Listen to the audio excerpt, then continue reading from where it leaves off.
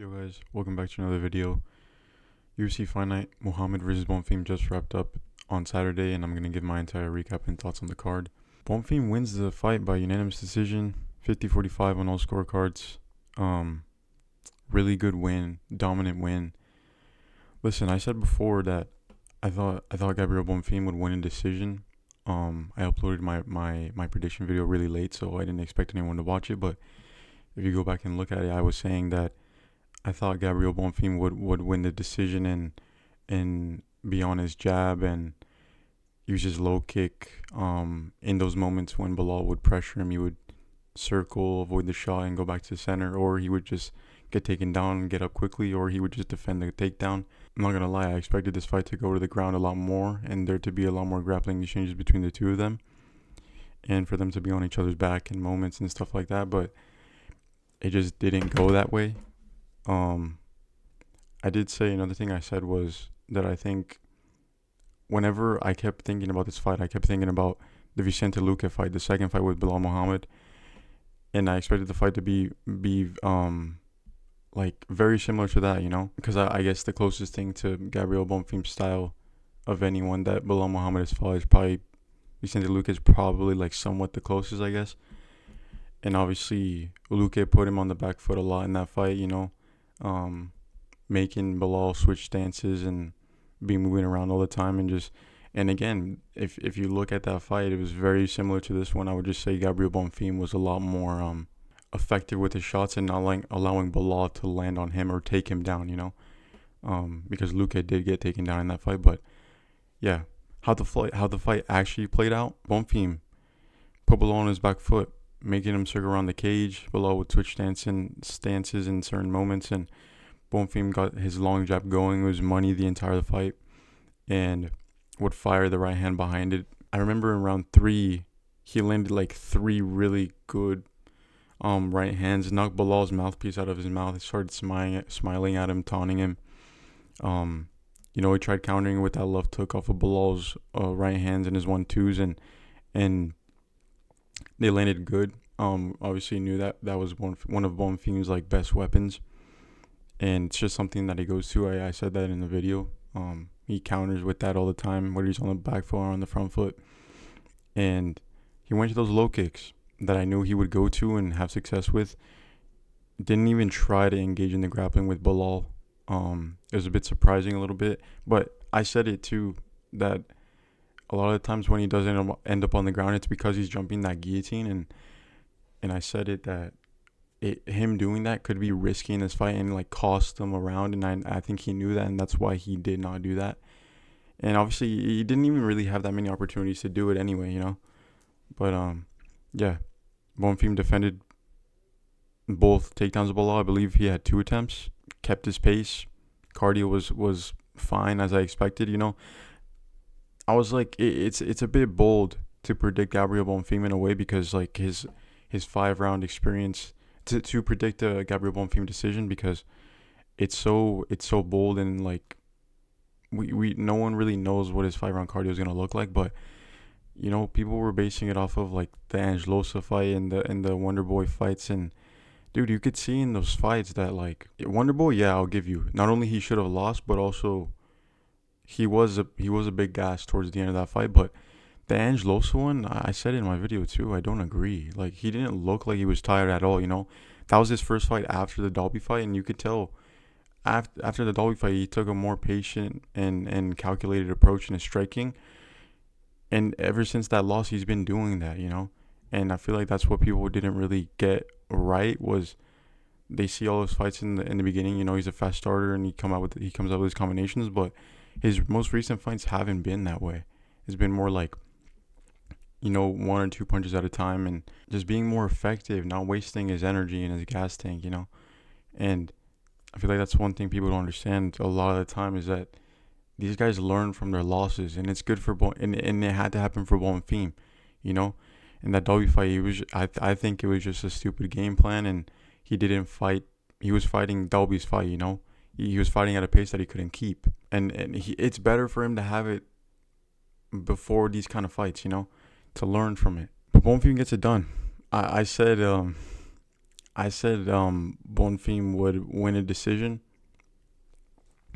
but I would be lying if I said I called it, literally called it, bro. But no, I'd be lying if I said I thought it would play out like exactly this way and be this dominant. I said it would be a I said I thought it would be a Bonfim decision where it's very competitive, and some guys are screaming robbery, and like this round for this guy, this round for that guy. It could go either way that round, but it wasn't that at all. He won 5-0 pretty convincingly, in my opinion. And I saw people after round one in the like little threads thing that they post on, that they put on the screen.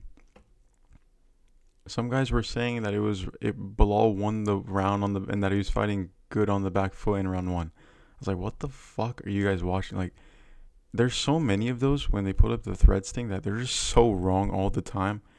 Like, I don't understand how or why those guys are getting their things posted on there. But I'm not trying to be a hater, but it's just like, what are you watching? Like, the guy was working behind his jab and his low kicks like the whole round. I mean, the whole fight was like that. It was just like stupid. Like, what are you watching? But anyway, yeah, like I said, I thought it'd be more competitive and closer than it was. I just think Belal like really didn't fight the right way. I really don't think he did. Needed to be more on the pressure in his moments. You saw at the end of round three, like round 3 or 4, Belal put Bonfim on his back foot, and like he immediately had success. And Bonfim knew that, so he went right back on the front foot. But Belal on his back foot was trying to land those 1-1-2s, the 1-2s like that we all know he goes to. Like, that's literally what he does all the time. We've seen that lead head kick in the past two in his previous fights. But Bonfim was just countering off of it, dude. It was being really predictable with it. And I did say another thing too in my prediction, that I feel that both of these guys are somewhat susceptible to that high kick. We saw Belal Muhammad get caught with it with Leon Edwards in both of their fights. In the first fight, it was way more effective than the second. But even for Bonfim, Wonder Boy landed on him. That left high kick, same thing. And I was like, they're both susceptible to it, but it has to be being thrown from that open stance, not the way Belal was throwing it, because I feel like you can see it coming way quicker. Especially like Bonfim was just, for Bonfim, like he was just countering off of it and just timing his counters well off of it, and Belal just kept throwing it. I don't know why he did that when you saw that he wasn't having success with it, but I'd imagine he saw what I saw or what other people saw too in that high kick, but it wasn't the same. Like, what I was saying was that from open stance you could throw that, but yeah, also the difference in the high kicks between Wonder Boy and Belal Muhammad are very different. So Belal didn't attempt enough takedowns either, man. Maybe again, like I said, he did once or twice. Did one like right at the start of round 3, but again abandoned it really quickly because Bonfim defended super well. Just wasn't enough. I thought there would be way more grappling exchanges between the two of these guys.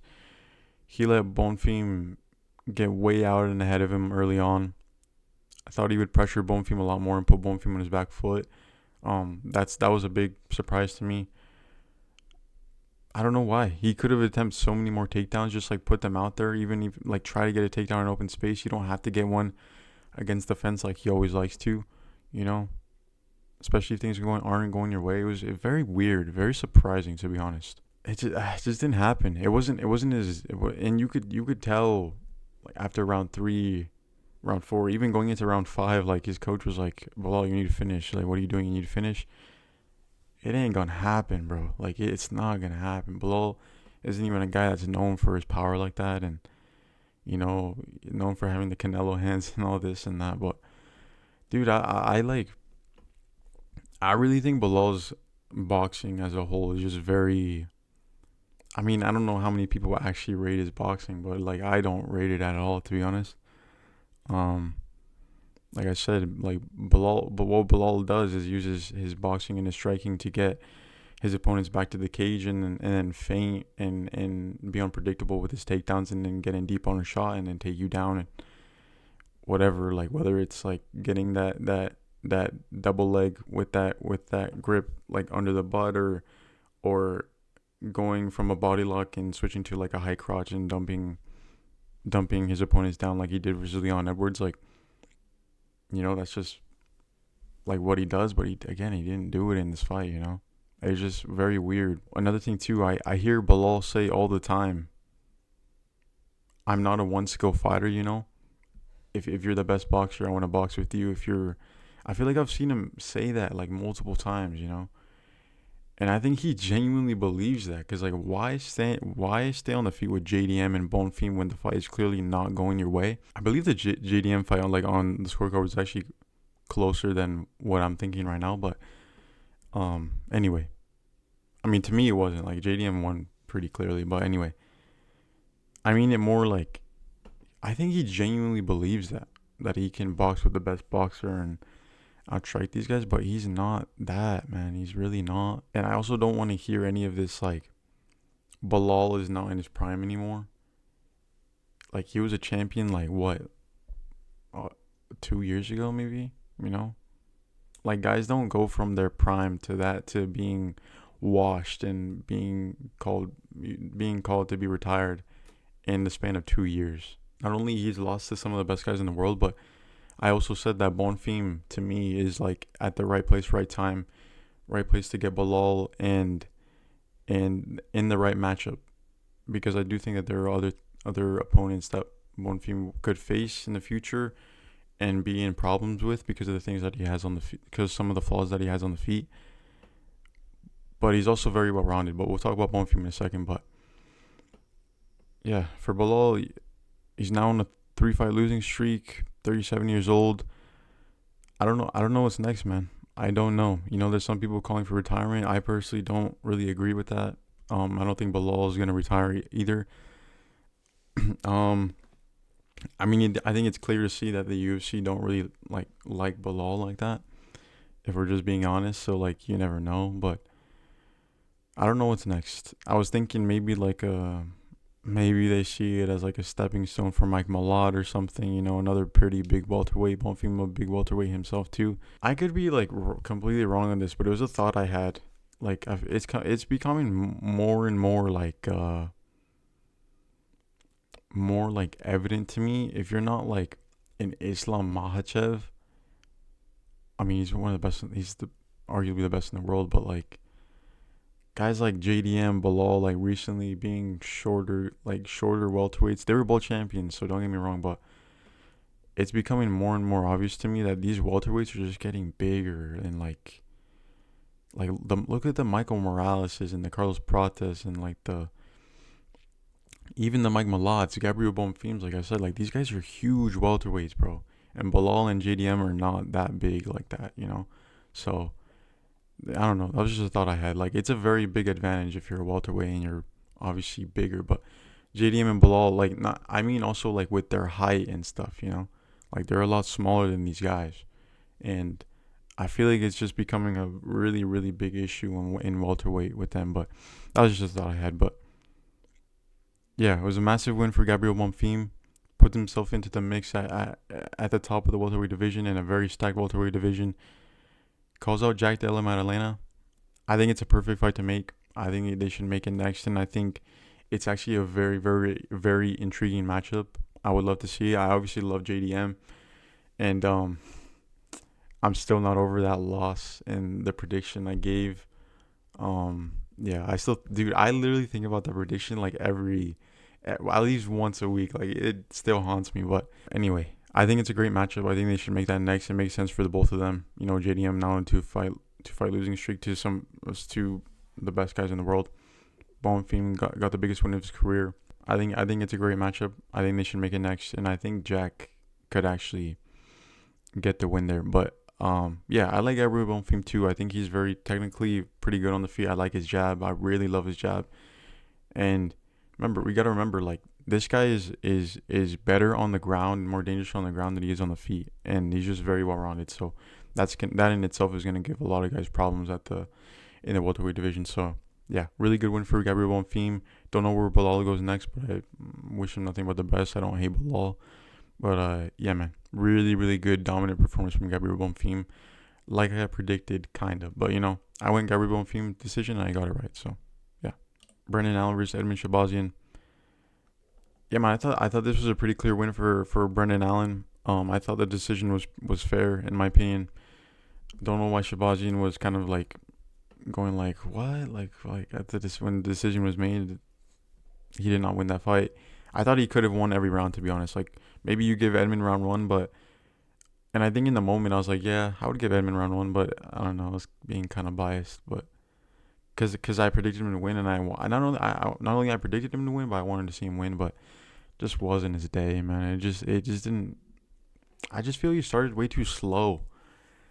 Way too slow. I don't know if it was like the nerves or what it was, bro. But like, I feel like he was just like so like tense and like his arms were like super tight and I don't know, bro. It was weird. Like, he had his moments where like, especially at like the end of round one and in round two, where like I thought he was starting to get his timing, with those counters, that he was trying to get on Brendan Allen. Brendan Allen honestly looked like he had more power in there, which is crazy, bro. Because we all know that Edmund Shahbazyan is a better pure boxer than Brendan Allen, you know. But Brendan Allen lands some like big right hands at that, and at some point I think he even hurt him. Like I remember it was like round two or three, can't really remember, but Shahbazyan was like trying to clinch him. Like Allen landed a really good right hand, and Shahbazyan was like trying to clinch him or like try to like tie him up for a sec. I don't really remember, but I remember that moment. I just really wish Shahbazyan let his hands go, like more in combination, and just be more confident in his boxing, like because he has better boxing than Brendan Allen. You could hear Sean saying it in the corner, you know, like he was saying like believe in your striking, believe in your boxing. You're a better boxer than this guy, and he's so right, bro. He was landing the jab a lot, you know, just hesitant to throw that right hand and let his combos go. Like, I like that he attacked the body. I expected that, but it wasn't enough, you know. And he defended the takedowns well, like he did in that Petrosky fight, which was good. It's good to see that he's not allowing himself to get taken down anymore. But Brendan Allen's just a super solid fighter, man. Like, just well-rounded everywhere, ready for wherever the fight goes, and to be fair to him, I feel like his boxing did look. I saw some people like clowning on Brendan Allen a little bit, but I thought his boxing like looked really good in this fight. You know, like I said, I thought he landed the more powerful shots, and he looked like he had more power than Edmund Shahbazyan. Some good uppercuts as well. I guess Edmund Shahbazyan did fight pretty well for considering that he was unranked and like you're fighting a guy who's at the top of the division and who's been there a very long time. It's just like the potential's there. It's just like he needs to just unlock it, man. I don't know. I thought he did well. You know, there was a lot of. I predicted Emir Shahbazyan to get around to TKO, but I did say that it was very bold. It was a very bold prediction, but I could have seen it happening. And Emir Shahbazyan did have his moments, and he did land good shots. But yeah, it was just like, you know, Shahbazyan, his level of opponents isn't the best, you know. That's why it was so bold to me. Because Brendan Allen's just super solid. But yeah, man, it was a good win for Brendan Allen. He had everything to lose in this fight. Fair play to him. He accepted it and stayed at the top of the division. I don't really know what's next. You know, he's calling for a title shot, but it's not going to happen. Imovov's going to get it. Maybe we're looking at like a Caio Borralho or I don't know. I honestly don't know what's next for Brendan Allen, but it was a good win nonetheless. And Shahbazyan still has that potential, man. And I thought he did well for what the fight actually was. But yeah, he's probably gonna be ranked at some point. But yeah, it is what it is. Brendan Allen gets it done. Big win for Tom Nolan, dude. I got this one very, very wrong. You know, the whole fight was basically like they would start on the feet for a little bit at the start of the round, and then you know, Tom Nolan was doing the same thing that I expected him to do, like kind of crashing in. I thought Ziam would just be able to catch him with the counter, but Tom Nolan still was being pretty reckless a little bit, you know. But he was landing some good shots, but there were moments where Ziam was catching him too. They would just be on the feet for a bit at the start of the round, and then they would find themselves in a grappling situation. Both of them initiated them in moments. Both of them were trying to get better positions on the ground. Nolan was on top, was in the more dominant positions for longer, being on top longer. I remember Ziam went for a Kimura at one point, but it wasn't really an attempt like that. But yeah, there was a very little on the feet, both landing some good punches here and then, and I did say that Ziam is very good, right? But Tom Nolan, him being another guy that tall, as tall as Ziam, like I mentioned that in the video, I said it, that they're both gonna have to deal with something that is out of the ordinary for them, which is fighting someone that is just as tall and rangy as they are. And I think it was a big issue for Ziam. And I think Tom Nolan came more prepared for that. And going into the fight, I was kind of like, I love Tom Nolan. Like, I wanted to see Tom Nolan win this fight, to be honest, because I've seen him from the Contender Series, and I'm just a big fan of him. But it felt not only his level of opposition compared to Ziam's was far better in my opinion, but his striking was pretty good. But again, he's a bit reckless, and not only he had only come off his first submission win in his last fight versus Charlie Campbell. And I was like, yeah, his ground game's good, but I don't know how good it actually is, So I don't know.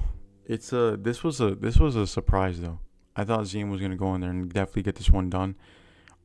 Nolan now top 15 at lightweight, stops Ziam's massive win streak, continues his own, and a really massive win. Like, I don't know how many people actually went with Tom Nolan to win this fight. I'd imagine some of the Aussie fans would have gone, but is Tom Nolan from Australia? Is he from New Zealand? I'm not sure, to be honest. But either way, it was a massive win. To me, this was a crazy outcome that I didn't expect, and I didn't think it was impossible, but I did not expect it. So fair play to Tom Nolan. He gets the biggest win of his career. For Ziam, it's not great. It's not a great loss. Like, this was one that people really like. If you win this fight, you're gonna get a top opponent next. But it is what it is, man. It is what it is. Bryce Mitchell versus Santiago Luna. Yeah, I got this one wrong too. Yeah, I got 3 in a wrong on the main card. That screwed me over, but yeah, it was an incredible win for Bryce Mitchell. Shout out to Santiago Luna for taking it on short notice. He really didn't need to, but he still did. And I think it's very, very good experience for him. Like I said, in his first 3 fights in the UFC, he's already experienced so much, and I'm telling you, that's gonna help him massively when he continues to go forward in his career. Bryce just stayed with his pace and smothered him, tired him out on the ground, would get into mount in certain moments. Luna started landing like good right hands like at the start of round 1 and stuff, but he missed a few other shots. But after that, after like round 1, he looked like way more fatigued and way slower already. Bryce just stayed with his intensity, and every other round like didn't allow Luna to get up when he did get the takedown, and was finally able to get that late arm triangle that he was setting up the entirety of round 3, and it was a great win, man. I went with Santiago Luna, but again, this was another really bold prediction, but I'm going to hold my hands up. I did disrespect Bryce Mitchell a little bit in a way. I said that, like, who's his best win at featherweight? Dan Ige, but I didn't neglect the fact that he is very, very good on the ground. I didn't neglect that at all. I know how good Bryce Mitchell is on the ground, but I thought I lean more towards Santiago Luna because he's a very good wrestler in his own right, and I thought he'd be able to defend the takedowns or get back up and land a good shot, because not only Bryce Mitchell had a very bad weight cut from what I saw, and maybe that could make him take the shot, like wouldn't help him take the shot better. And Santiago Luna, to be like, he did land a couple good shots, and he did get close with that right hand. So yeah, but this was Bryce Mitchell's moment, classy and victory. It's the Viva la Mexico, brother. Viva Mexico indeed, brother. I don't hate Bryce Mitchell, bro. Like, he said some crazy things in the past, but he just seems like a cool dude, bro. Like, I don't know. But it's, but I don't mind Bryce Mitchell, bro. I think he's a very he just seems like a cool guy, bro. Like, I'm not trying to hate on the guy. But yeah, good win for Bryce Mitchell. Congrats to him. Santiago Luna will be back. I'm telling you, that experience is going to be massive in his career. So yeah, last one of the main card, Ivo Barniewski, Junior Tafa. Yeah, this was a quick one. I thought Iwo would win by a KO or a submission, whatever. It didn't really matter. Didn't think it would get past round 1. Absolutely did not. Iwo, he did go for a takedown during Tafa. I guess defended it, but Iwo also just abandoned it very quickly. I think that was him trying to like set up either a ground and pound finish or like trying to get a submission, but and I think if he did get a takedown, he would have got a submission, but the low kicks for Junior Tafa just continue to be an issue. We saw it in the fight with Kevin Christian. Like I even said it before that fight, like Kevin Christian's gonna try to attack his legs. Kevin Christian did, and he did have success with it, but Junior Tafa was just able to land a shot in this fight. Is not able to land this fight. Didn't even get close to one.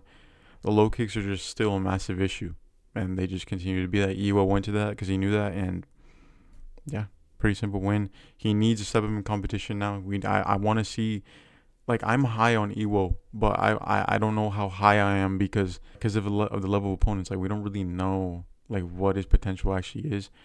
I mean potential, yeah, but like I don't know how good he can actually be, and as we know, he comes from a judo background and he has that knockout power. So it's there. The potential is there. But yeah, very exciting stuff. And I want to see him get a better opponent next. Match Schnell versus Alessandro Costa.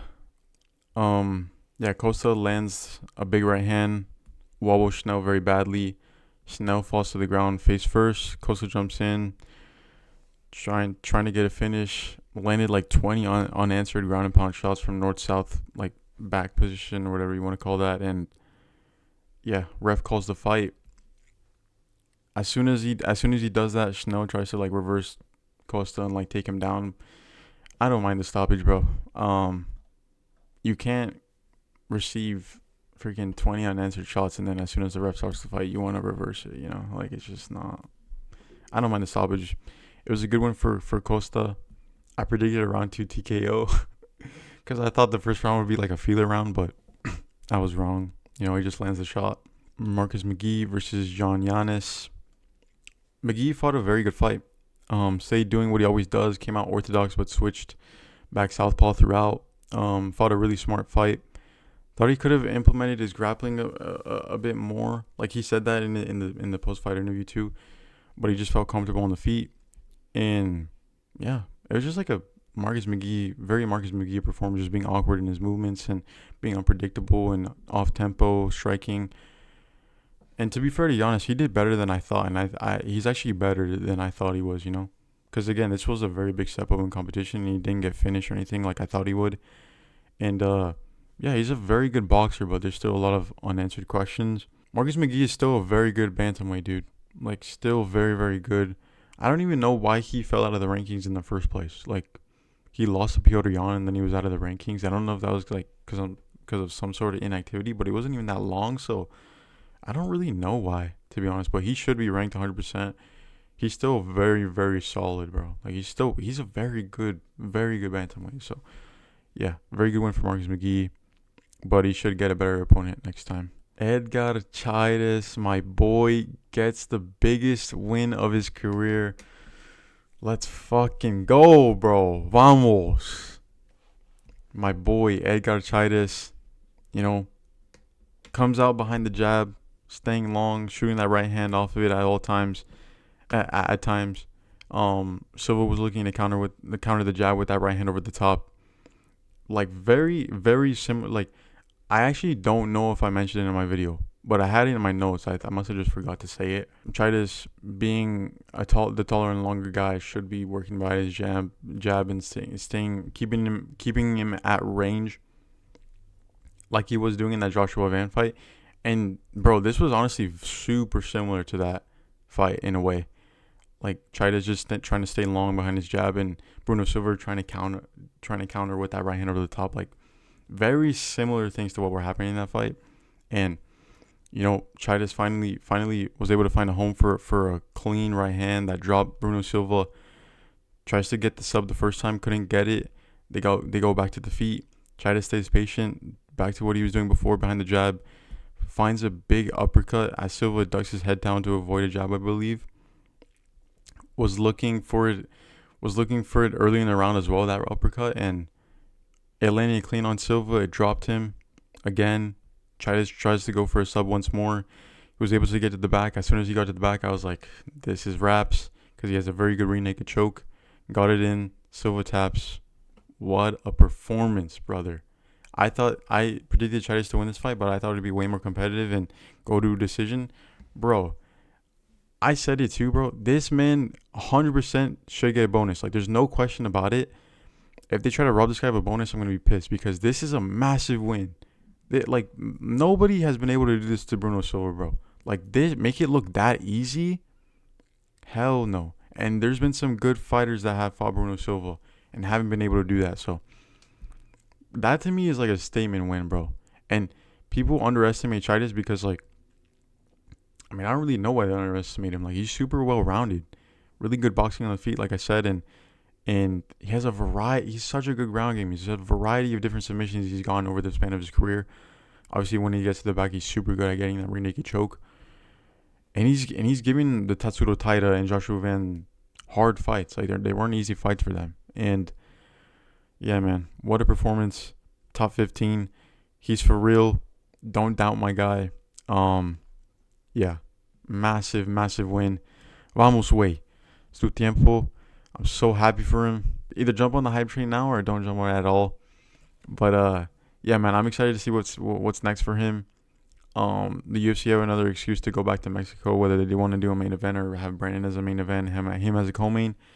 It's there, you know. And yeah, Viva Mexico. Let's fucking go, Chairez. Cachoeira versus Chelsea Chandler. Cachoeira came out aggressive, trying to land shots, and she did land a few ones, but Chandler just landed a big counter. What was it, like a 2-3 or something like that? And I mean, she got dropped. That was it. She went for an armbar and she got it. Yeah, I really didn't care about this fight, and I still don't really care. I went with Jordan Leavitt on this one, and I got it wrong. I did say though that Jordan Leavitt's going to try to get a takedown, like we all know he does. And all he needs to be careful of is not get caught in a submission. He got caught in a submission. Brito defended, he sprawled the takedown.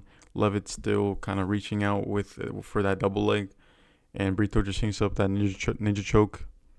And yeah, Leavitt tapped pretty quickly. So yeah, it's a good win. That was probably like one of my worst predictions on the night. I really should have gotten that run right, to be honest, because I literally saw in my head that he's gonna get caught in a submission, and he's gone to that ninja choke against against Jonathan Pierce, I think is his name. Chaves versus Duben. Chaves gets the win. I actually didn't watch this one. Can't remember what I was doing, but I wasn't really watching it like fully. I would glance over at it, but yeah, Chaves wins the decision. Called a decision. She got a decision, so fair play to her. I knew she was better than Duben. Ketlin Souza KOs Carnelossi. I thought Souza would win the decision too, but I did think that she could get a KO too. Carnelossi came out aggressive, but Souza just waited, and she landed a good right hand, I believe. And then as Carnelossi was getting up, she hits her with a head kick and dropped her again, and then she just landed a few more ground and pound shots, and it was over. Yeah, good win for him. Good for her, sorry. Oh my god. Oh, but yeah, good win for her. She has more power. She's more power than a lot of these women at strawweight. So, but yeah, man. Overall, I thought it was a pretty good card. You know, there was a lot of finishes, early finishes. There was like a streak of first round finishes, and you know, we knew it was a banger on paper, and it ended up being that way. So, yeah, it was a good card, man. Really, really good card. We got a massive week ahead of us. The White House card.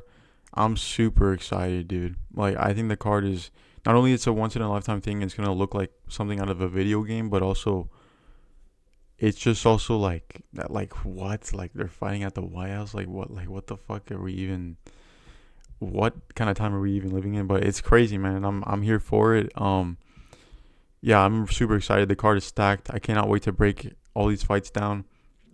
And my predictions should be out either Wednesday, Thursday. I'm going to try to get them out as soon as possible. This was a great card. Gabriel Bonfim gets a dominant win over Belal Muhammad. Thank you guys for watching. Let me know your thoughts down below, and I'll catch you guys in the next one.